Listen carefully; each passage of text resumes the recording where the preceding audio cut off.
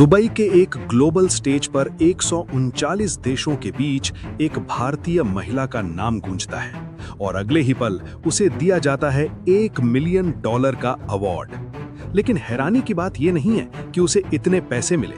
हैरानी की बात यह है कि उस महिला के पास ना कोई बड़ा स्कूल था, ना कोई यूनिवर्सिटी डिग्री की लंबी लिस्ट और ना ही वो किसी सरकारी सिस्टम का हिस्सा थी।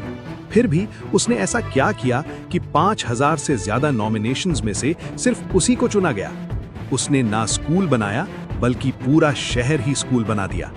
आज की कहानी उसी भारतीय महिला की है जिसने ये साबित कर दिया कि अगर सिस्टम काम नहीं करता तो सिस्टम के बाहर जाकर भी इतिहास लिखा जा सकता है। ग्लोबल टीचर प्राइज दुनिया के सबसे प्रतिष्ठित अवार्ड्स में से एक है, जहां हार्वर्ड और ऑक्सफोर्ड जैसे संस्थानों से जुड़े लोग आते हैं। हर साल हजारों टीचर्स और एजुकेटर्स इसमें नॉमिनेट होते हैं और उनमें से सिर्फ एक को मिलता है ये सम्मान। जब इंडिया की इस महिला का नाम अनाउंस हुआ तो वो सिर्फ एक जीत नहीं थी, ये एक आइडिया की जीत थी। एक ऐसा आइडिया जो कहता है कि एजुकेशन 4 दीवारों में नहीं, माइंडसेट में होती है। लेकिन असली सवाल अब भी वही है, आखिर उसने किया क्या था? ये कहानी किसी एसी क्लासरूम से शुरू नहीं होती। ये शुरू होती है उन बस्तियों से जहां बच्चे स्कूल जाने के बजाय या तो कचरा बीनते थे या छोटे मोटे काम में लग जाते थे। यहाँ रूबल नागी ने मिसाल मुंबई की नींव रखी। उन्होंने देखा कि समस्या किताबों की नहीं बल्कि उस बदबूदार माहौल की थी जिसे बच्चों ने अपनी नियति मान लिया था। केस 1, एक 10 साल का लड़का दिन भर प्लास्टिक और बोतलें इकट्ठा करता था। उसे अपनी भाषा तक ठीक से नहीं आती थी। रूबल ने उसे क्लासरूम में नहीं बुलाया बल्कि उसे हाथ में ब्रश पकड़ा दिया। पहले उसे ड्राइंग दी गई, फिर अल्फाबेट्स और 2 साल के अंदर वो बेसिक इंग्लिश पढ़ने लगा। आज वो बच्चा अपनी बस्ती का चेंज एजेंट है। केस 2, एक लड़की जिसकी पढ़ाई 5वीं के बाद घर की गरीबी और रूढ़िवादी सोच की वजह से रुक गई थी। घर वालों ने कहा कि अब पढ़ाई नहीं, घर संभालो।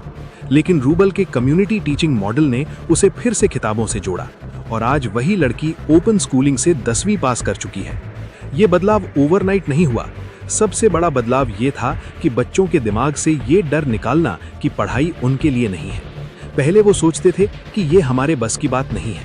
फिर धीरे धीरे माइंडसेट बदला, शायद हम भी कर सकते हैं। और यही शिफ्ट सबसे खतरनाक और पावरफुल था, क्योंकि स्किल सिखाना आसान है लेकिन बिलीफ बदलना सबसे मुश्किल। अब सवाल आता है, ये सब पॉसिबल कैसे हुआ? आप और भी चौंकेंगे कि इस सब करने के लिए उन्होंने ऐसे मेथड अप्लाई किए कि आप हैरान हो जाएंगे। जब बच्चे स्कूल नहीं आ रहे थे तो उन्होंने एक सीधा और क्रांतिकारी फैसला लिया, स्कूल को बच्चों के पास ले जाओ। उन्होंने किताबें नहीं बदली, उन्होंने एनवायरनमेंट बदल दिया। Step 1, walls as classrooms. झुग्गियों की खाली और बदरंग दीवारें उनकी पहली क्लासरूम बनी। उन्होंने 1.5 लाख से ज्यादा दीवारों को रंग दिया। उन पर अल्फाबेट्स लिखे गए, मैप्स बनाए गए, नंबर्स, शेप्स, एनिमल्स, सब विजुअल्स में। अब बच्चा पढ़ने नहीं बैठता था, वो खेलते खेलते सीख रहा था। Step 2, sanitation and trust. उन्होंने सिर्फ पेंट नहीं किया बल्कि घरों की वाटरप्रूफिंग और साफ सफाई भी करवाई। जब बस्तियां चमकने लगी तो वहां रहने वाले लोगों का माइंडसेट बदल गया। उन्हें लगा कि वो भी सम्मान के हकदार हैं। Step 3, empowering the mothers. Rubal ने देखा कि अगर मां जागरूक नहीं होगी तो बच्चा कभी स्कूल नहीं टिकेगा। उन्होंने औरतों के लिए सिलाई और कंप्यूटर सेंटर खोले। जब मां सशक्त हुई तो बच्चों का भविष्य सुरक्षित हो गया। पहले 2 साल मुझे पेरेंट काउंसलिंग करने में चले गए कि आपको बच्चों को स्कूल भेजना ज़रूरी क्यों है, बिकॉज मैक्सिमम पेरेंट्स बोल रहे मैम स्कूल जाने की क्या ज़रूरत है, मैम 8-9 साल का बच्चा होगा तो कमाने लग जाएगा। सो 2 साल मैंने उनको बहुत बहुत हाथ पैर जोड़ के कन्विंस किया कि आप मुझे बच्चों के 10 साल दीजिए एंड उसके बाद आप देखिए बच्चों को आप सबको यहाँ से वो बाहर निकाल के एक कंफर्टेबल लाइफ देंगे। तो धीरे धीरे आगे बढ़ने लगे। सिंपल लॉजिक था, अगर बच्चा सिस्टम में फिट नहीं हो रहा तो सिस्टम को बदलो, बच्चा नहीं। और यही अप्रोच उन्हें बाकी सबसे अलग बनाती है। और अब वो नाम जिसने दुनिया को झुका दिया, रूबल नागी। जब उनका नाम उस ग्लोबल स्टेज पर अनाउंस हुआ तो सन्नाटा छा गया। लेकिन असली रोंगटे खड़े कर देने वाला पल तब आया जब उन्होंने $1 मिलियन का वो चेक हाथ में लिया। कोई भी इंसान होता तो अपनी तारीफ करता, लेकिन रूबल ने खुद को क्रेडिट देने के बजाय पूरी दुनिया के सामने नम आंखों से कहा, "We won, India won." We won, India won, Bharat won. This is win of all my bachas, my kids, my family, my country. उन्होंने अपनी बरसों की मेहनत को एक पल में अपने देश के चरणों में रख दिया। ये लाइन स्क्रिप्टेड नहीं थी, ये सीधा दिल से आई थी। और यही रीजन है कि ये जीत सिर्फ उनकी नहीं लगी, पूरे देश को अपनी लगी। खुद को जीरो बनाकर अपने देश को हीरो बनाना ही एक सच्चे लीडर की पहचान है। रूबल नागी की कहानी किसी मजबूरी से नहीं, बल्कि एक बहुत बड़े त्याग से शुरू हुई थी। वो एक सफल सोशल एक्टिविस्ट, स्कल्प्टर और आर्टिस्ट थीं। उनकी बनाई कलाकृतियां मुंबई की सबसे महंगी गैलरीज और आलीशान होटल्स में लाखों में बिकती थीं। उनके पास शोहरत थी, पैसा था और एक आरामदायक जिंदगी थी। लेकिन उन्होंने एक चीज देखी, इंडिया के उन बच्चों की रियलिटी जिन्हें सिस्टम इग्नोर कर चुका था। उन्होंने देखा कि उनकी आर्ट सिर्फ अमीरों के ड्राइंग रूम की शोभा बढ़ा रही है, जबकि बाहर बच्चे कीचड़ में भविष्य ढूंढ रहे हैं। यहीं से डिसीजन आया, कंफर्टेबल लाइफ छोड़कर ग्राउंड लेवल पर काम करने का।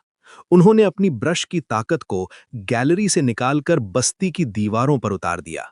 कोई बड़ी सरकारी फंडिंग नहीं, कोई मैसिव इंफ्रास्ट्रक्चर नहीं, बस एक सिंपल शुरुआत, एक दीवार और कुछ रंग। तो जब हमने ये बड़े बड़े मैग्नानिमस म्यूरल्स कर दिए, दीवारों पे पेंट कर दिए, जब मैंने पहला म्यूरल ड्रॉ किया तो 10-20 बच्चे खड़े थे, दूसरा किया तो थोड़े और, तीसरा किया तो 200 के ऊपर बच्चे झुंड बना के खड़े थे, देख रहे क्या हो रहा है। हाँ। फिर एक बच्ची छोटी आई, मुझे बोली, अरे मैम ये तो वो है ना मैम, ऐसे पानी अगर हम नलका टाइट से बंद कर दे तो पानी नहीं गिरेगा, पानी बचेगा।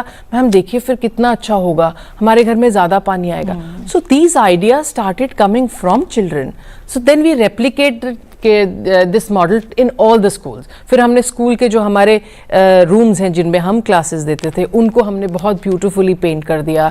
ये जो हमारे आर्ट फॉर्म था, आर्ट बेस्ड एजुकेशन थी, ये एक लिविंग टेक्स्ट बुक बन गई। उन्होंने अपनी कला को ही अपना हथियार बना लिया। एक पेंट की बाल्टी से अगर कोई इंसान हजारों बच्चों की जिंदगी बदल सकता है, तो प्रॉब्लम रिसोर्सेज की नहीं है, प्रॉब्लम सोच की है। रूबल नाजी ने साबित कर दिया कि बदलाव के लिए किसी बड़ी परमिशन की नहीं, सिर्फ एक नेक इरादे की जरूरत होती है। अब सवाल सीधा है, तुम सिस्टम को ब्लेम करते रहोगे या अपने लेवल पर कुछ बदलोगे? अगर ये कहानी तुम्हें रियल लगी और तुम्हारे दिल के किसी कोने को छुआ है, तो इसे यहीं मत छोड़ो, क्योंकि इंस्पिरेशन का कोई मतलब नहीं अगर एक्शन ना आए। इस भारतीय बेटी के जज्बे के लिए एक लाइक तो बनता है। इस वीडियो को इतना शेयर करो कि हर उस इंसान तक पहुंचे जो हार मान चुका है। और ऐसी ही रोंगटे खड़े कर देने वाली कहानियों के लिए अभी सब्सक्राइब करें, क्योंकि जब भारत का हर नागरिक जागता है, तभी देश बदलता है। जय हिंद। मेरा ये सपना है एज अ इंडियन कि हमारे कंट्री का हर बच्चा, हर बच्ची शिक्षित हो। India to be 100% literate country is my dream, and I think हम सब मेहनत करते रहेंगे अपने आखिरी सांस तक, दैट हम ये इसको बहुत जल्दी अचीव करेंगे।